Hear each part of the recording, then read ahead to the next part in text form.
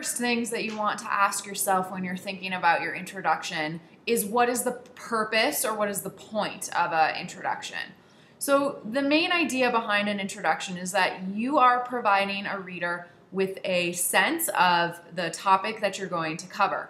This includes orienting them to the area, the sort of field of what you're going to talk about. So I think of it as like if you had a circle that contained every single topic that you could ever write about in the world, your introduction is starting to tell the reader, oh, I'm going to focus on this little piece of information, and you get narrower and narrower and narrower until you reach the thesis, which is the most specific point of what you're going to talk about. So of all the things you're going to talk about, you're going to argue this particular point. So I want you to think of that as being super important for the introduction. When thinking about your introduction, I want you to remember that this is your first chance to meet your reader. So it's super important that you're clear, you're straightforward, you're engaging. This is your first impression and you don't get a second chance to make it. Everybody has a lot of things to do with their time, right? Your introduction is your chance to convince somebody that they should spend their time reading your paper. So, in one of the handouts, it also suggested that the introduction needs to answer a couple of questions. So first you need to answer, what is it? What is the topic that this paper is going to cover? Why should the reader read it? So give them a sense of like, why does this matter? You know, there's tons of things that we could spend our time on. Why should I spend it on this topic? And that might feel a little contrived because you might say, because you're making me write it. But what I want you to think of is like, what's the global significance? Why should all people care about this topic? And try to convince the reader that they should care and they should continue reading. Then the other thing you might want to cover in your introduction is, what do you want me to do with this information? Do you want me just to consider something? Are you hoping that I'm going to act in some way? Do you want me to talk to my friends about it? You know, do you want me to be concerned? If I'm an employer, should I act a certain way? If I'm an employee, should I act a certain way? So you want to provide them with that sense. So now there are a couple ways that you can actually begin your introduction. So you can ask a question. So that's definitely an engaging way to meet your reader and get them involved in what you're doing. So you can pose a question. Now, what's great about that is it grabs attention. What can be a downfall of asking the question is that it's really hard to actually write a really good question. So you need to do that. Spend a lot of time on the phrasing and the formulation of the question.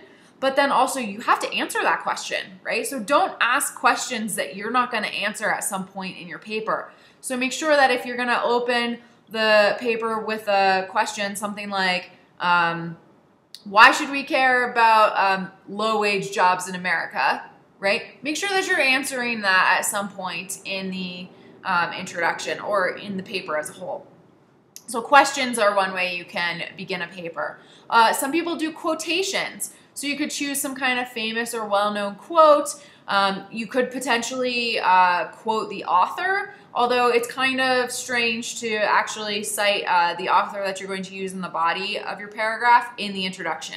Usually the introduction is solely your voice as the author talking to the reader. But you could use, you know, something from Martin Luther King or Gandhi or whatever to help engage the reader in what's going on. So again, a pro of using this technique is that it's super engaging and interesting. A con is that the quote has to be really relevant and you have to show how it ties to what you're talking about. So you have to be very specific and clear about why you chose that quote and how you're going to use it. Another thing you can do is tell a story. So for those of you who feel like you're a little bit more creative and you want to use that, using a narrative could be a really great way to do it. So again, a pro, super engaging to read a story, right? The con, what's the point of the story? How is it going to connect to the more analytical rest of your paper?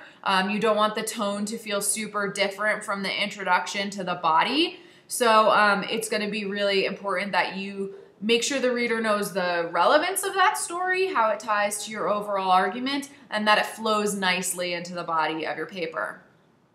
Then the last way and the most traditional way is like this reverse triangle. So sort of like this, where you start the paper really general at the beginning, and then as you get further and further down in the introduction, the more specific you're getting. So that last most specific thing would be your thesis.